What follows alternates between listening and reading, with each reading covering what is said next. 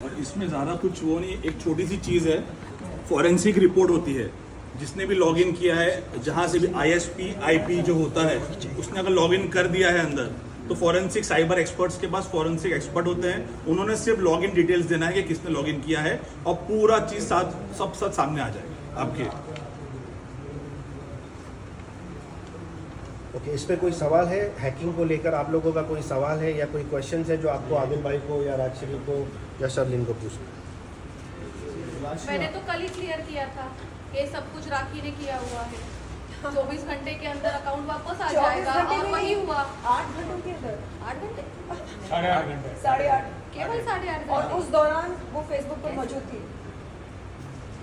देखिए, मुझे तो ये भी नहीं पता कि उसका अकाउंट कितने बजे वापस आया है। मैं जानती थी सब कुछ राखी ने किया हुआ है। आपको पता था कहीं ना कहीं पहले भी राखी ऐसा कुछ कर चुकी है? मैंने आपको 4 बार बताया, बिल्कुल ऑलरेडी कंप्लेंट्स हुए थे रितेश पे। मैंने आपको ये भी बताया दीपक कलाल पे, मैंने ये भी बताया आदिल। और किसी आप लोगों पब्लिक का टाइम वेस्ट करना और पुलिस स्टेशन में जा जाकर टाइम वेस्ट करना, इसके ऊपर आप लोगों ने कोई फाइल किया है? मैं आपको अलग से कोई कंप्लेंट? Yes. अभी क्या है, राखी जी को और कोई काम है नहीं सिवाय फॉल्स और बेसिस एलिगेशन करने के, डिफेमेटरी डेरिवेटरी रिमार्क करने के। इन तीनों के अगेंस्ट में उन्होंने क्या क्या कहा है तो रिव्यू में है, उसको बोलने की जरूरत नहीं। अभी कुछ दिन पहले एक बंदा पीयर होता है रील, अपनी रील के थ्रू, जिसमें वो क्लेम करता है कि उसका एक फ्रेंड, वो नहीं, उसके एक फ्रेंड ने आदिल दुरानी को 15 लाख रुपए दिए थे, और वो 15 लाख रुपए आदिल दुरानी खा गया। और आदिल दुरानी के लिए बहुत ही वाहियात किसकी लैंग्वेज वो इस्तेमाल करता है, जो मैं अभी नहीं बोल सकता आपको, इंक्लूडिंग चीटर और फ्रॉड बोलता है। और बोलता है मैं आदिल को हमेशा के लिए जेल के अंदर डलवा दूंगा क्योंकि उसने मेरे दोस्त का पैसा खाया। ठीक है, उसकी लोकस लैंग्वेज नहीं बनती, लेकिन इसके बावजूद भी वो आता है बीच में, वो राखी जी के ही कहने पे आता है, वो क्लियर है। उस बंदे के अगेंस्ट में हमने कंप्लेंट किया है, रिटन कंप्लेंट साइबर सेल में और खुशीवाड़ा पुलिस स्टेशन में, और राखी जी की भी against, because there is a conspiracy between Rakhi Sawant and this particular person. अब मैं दूसरी चीज़ बता दूँ कि वो बंदा जिस बंदे के बारे में बोलता है कि मेरा दोस्त है, इसने पैसा दिया है, वो बंदा यहाँ पे मौजूद है। हाँ, मेरे ही पैसे। और ये इनकी वाइफ है। हेलो, नमस्ते। हम लोग अपना नाम बताइए। एक मिनट, नाम बताइए। खड़े हो जाओ। अभी और अब प्लीज सुनिए इनके साथ क्या हुआ आपके साथ, आप शॉर्ट एंड स्वीट में बताइए। एग्जैक्टली केस क्या है वो आपसे एकदम शॉर्ट में बता देता हूँ। ये मैम के स्टोर के बाहर हम लोग वहाँ पे लोखंड वाला सर्कल के यहाँ से जा आपका रहे नाम थे। बताइए। लाउड बोलो। नाम हाँ, मेरा नाम भूपेश है, टैटू गुरु बोल के मुझे सब लोग जानते हैं। तो वहाँ पे हम लोग मिले थे इनके शॉप के बाहर, नील आर्ट के वहाँ पे। ये बेसिकली टैटू आर्टिस्ट है। टैटू आर्टिस्ट आपने ही फोटो करा के दिया था वहाँ पे, आपके शॉप के बाहर। तो मेरे को बोले कि टैटू रिमूव करना है। फिर उसके बाद में घर पे मिले, फिर वहाँ पे आदिल सर से मुलाकात हुई, तो व्यूज़ वगैरह अच्छा आया था 10 मिलियन का। तो बोला क्या कर दे, आदिल सर की एक ऑडी में बैठ के वहाँ पे लेके गए। तो मेरे लिए सब नया एक्सपीरियंस था। तो मैंने बोला अभी इतना आप तो भरोसा कर सकते, घर दिखाया उनका, वो भी अच्छा बड़ा था, इसने गाड़ी भी दिखाई, फिर दुकान भी दिखा। फिर किसने दिखाया, किसने? वो राखी मैडम ने। हाँ। हाँ, तो बोला चल पार्टनरशिप में करते, मेरे से इनकम वगैरह पूछा। मैंने भी बोला हाँ चल, लाखों में है इनकम मेरा इतना, तो 50-50 करेंगे। उन्होंने बोले दुकान वगैरह पूरा बना दे। तो मैं एकदम खुश होकर फटाफट ला के लाख रुपये हाथ में कैश दे दिया। फिर उन्होंने बोला कि आदिल को पकड़ के दुकान पूरा अच्छे से बना दे, हम पार्टनरशिप वगैरह करेंगे, सलमान को बुलाएंगे। वो उनका रिपीटेड स्टेटमेंट था। किसको बुलाएंगे? हाँ, वो सब है मेरे। सलमान भाई, हाँ, सलमान भाई, सलमान खान। सलमान खान। रील्स का स्टेज बनाएंगे, वहाँ पे सब रील्स के स्टार को बुलाएंगे, आप फेमस हो जाओगे। मतलब दिल्ली का एक स्टेटमेंट उनका था ऐसा कि आप पेमेंट कर दो, आपको फेमस कर देंगे हम लोग। फिर इनको हम लोग ने दिया, फिर 6,30,000 इनके अकाउंट में गया। फिर उसके बाद में हम लोग ने बोला कोई भी एक्टर को अभी तक दिखा नहीं ना हमको, बस आप तो इसके पीछे पड़े। फिर और 2 लाख रुपया मांगा। फिर वहाँ पे हम लोग रुक गए। फिर थोड़ा आर्ग्यूमेंट वगैरह चालू हो गया। तो वो पूरा बोले कि आदिल से पकड़ के आदिल से पूरा पैसा निकलवा के दे। मैंने बोला आपके बोलने पे मैंने दिया था। तो बोला कि अभी मेरे को काम करो, अभी मेरे को 10 लाख रुपया चाहिए। आपके बोलने पे मुझे क्यों दिया आपने? वो इंफ्रास्ट्रक्चर का पूरा काम करने के लिए। क्योंकि उनका देखिए ठीक है, वो इंटीरियर जो आपने किया, मेरा कोटेशन आपको क्या था? 10 लाख का था स्टार्टिंग आपने में। मुझे कितना पेमेंट दिया है? 6,30,000 इनको, 1 लाख रुपया राखी। तो मुझे आज भी कितना पैसा बनता है? 2 लाख रुपया मेरे से लेना बनता है, जो उन्होंने बोला छोड़ दे। और इनफैक्ट अभी अपने जो वकील जी है, इनको तो हमारा ऑफिस से कंप्लेंट करने के लिए भी ट्राई कर रहे हैं। मैंने इनके हाँ, बिहार तो पे बोले मैं कंप्लेंट तेरा जो किया भी है हुआ पूरा करवा के देता हूँ।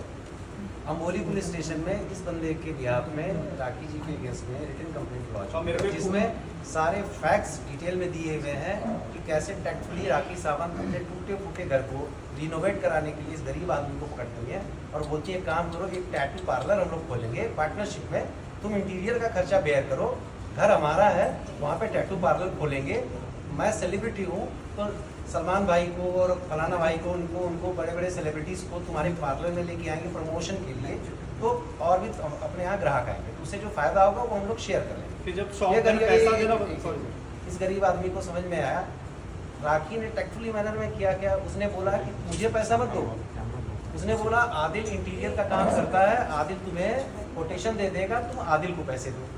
अपने हाथ में पर्पसली उसने पैसा नहीं लिया। आदिल ने 10 लाख रुपए का कोटेशन दिया जिसके अगेंस्ट में 7.5 लाख रुपए इस बंदे ने दिया। 2.5 लाख रुपया अभी भी आदिल को लेना बनता है क्योंकि आदिल ने अपना पार्ट ऑफ वर्क जो था इंटीरियर का पूरा कंप्लीट कर दिया था। एक बार पूरा इंटीरियर रेडी हो जाता है, कंप्लीट हो जाता है, फिर ये बंदा बोलता है कि मैडम हम शुरू करें काम, पार्टनरशिप डील वगैरह करते हैं और काम शुरू करते हैं।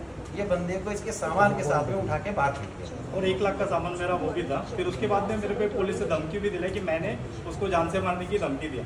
फिर मैं बोला कि सामान भी लेने जाऊँगा तो फिर वो बोलेगी फिर मैंने ऐसा किया वैसा किया, तो मैं बोला कि सामान जाने देता हूँ। फिर बाद में पुलिस के थ्रू जाते हैं कैसे है क्या है करते हैं।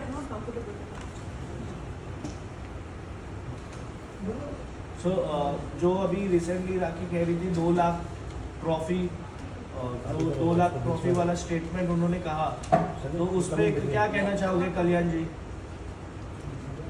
सर आप शिफ्ट करो यहाँ पे। नहीं, राखी I'm you not shift comfortable. अच्छा राशि यू शिफ्ट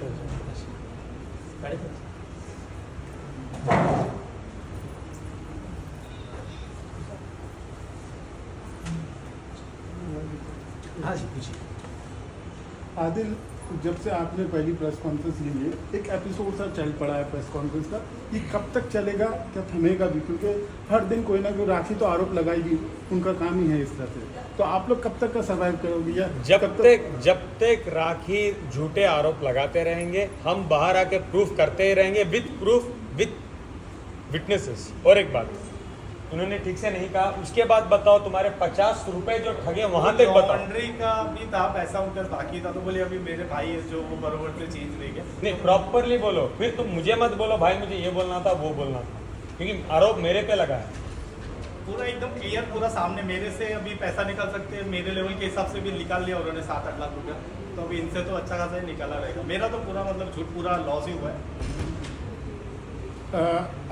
जो पहली प्रेस कॉन्फ्रेंस राखी ने ली इस इंसिडेंट के बाद, मैंने फाल्गुनी जी से पूछा क्या आप जवाब देंगे, और उन्होंने कहा था कि आपको अरेस्ट किया जाएगा क्योंकि आपको अलाउड नहीं है प्रेस कॉन्फ्रेंस लेना। इसमें क्या है बात है, इसकी थोड़ी रोशनी डालेंगे? क्या आदिल प्रेस कॉन्फ्रेंस ले नहीं सकते? फाल्गुनी जी का ऐसा कहना था कि वो अभी अरेस्ट हो जाएंगे, इस पर सर आपके क्या रिएक्शन है? मैंने आपको उस दिन भी जब शर्लिन जी के साथ आदिल, मैं आपसे क्वेश्चन करी, जब शर्लिन के साथ आपका जब प्रेस कॉन्फ्रेंस हुआ था तभी मैंने नीरज जी से ये क्वेश्चन किया था कि उनका कहना है कि आप प्रेस कॉन्फ्रेंस मीडिया ट्रायल आप नहीं कर सकते हो और आपको वो अरेस्ट करवाएंगे। मैंने ये सेम एक बात बताइए, कानून का कौन सा प्रोविज़न बोलता है कि किसी भी केस का आरोपी अपराधी बनता है? ये केस झूठा है वो भी क्लियर है सबके सामने और सबको पता है कि झूठा है। कौन सा आरोपी बाहर निकल के वो अपनी सफाई में मीडिया को या किसी को नहीं कह सकता? सबके पास में फ्रीडम ऑफ स्पीच और एक्सप्रेशन है, जैसे नॉर्मल सिटीजन्स को है वैसे आदिल को है। दूसरी बात, आदिल ने जिस कंडीशन पे बेल ग्रांट हुई थी, आदिल ने कोई किसी भी कंडीशन को वायलेट नहीं किया और सबको कंप्लायंस कर रहा है, ठीक है। बाहर निकलने के बाद जो सब्सिक्वेंट इंसिडेंट्स हो रहे हैं, जो हमारे ऊपर हमले हो रहे हैं, एटलीस्ट हम लोग अपना डिफेंस तो करेंगे ना। हम अटैक करें नहीं करें, डिफेंस तो करेंगे ना। और डिफेंस हम प्रॉपर वे में कर रहे हैं, लीगल वे में कर रहे हैं, सारे डॉक्यूमेंट्स हम आपको दिखा रहे हैं, पुलिस अथॉरिटीज़ को मिल रहे हैं, तो इसमें गलत क्या है? मैं तो खुद इनसे पूछना चाहूँगा कि भाई आप हमें बता दीजिए कि कौन से कानून के प्रोविज़न में आदिल को आप अरेस्ट कर पाएंगे। आदिल, आपकी पहली प्रेस कॉन्फ्रेंस के बाद से ऐसे लग रहा था कि एक चीज़ और है, हम लोग सारी चीज़ें as per provisions of law कर रहे हैं, दैट टू ऑन पेपर। कहाँ बैठूँ मैं? मैंने सेट करके रखा था अच्छे से, आइए मुझे सेंटर में बैठना है। आ जाओ।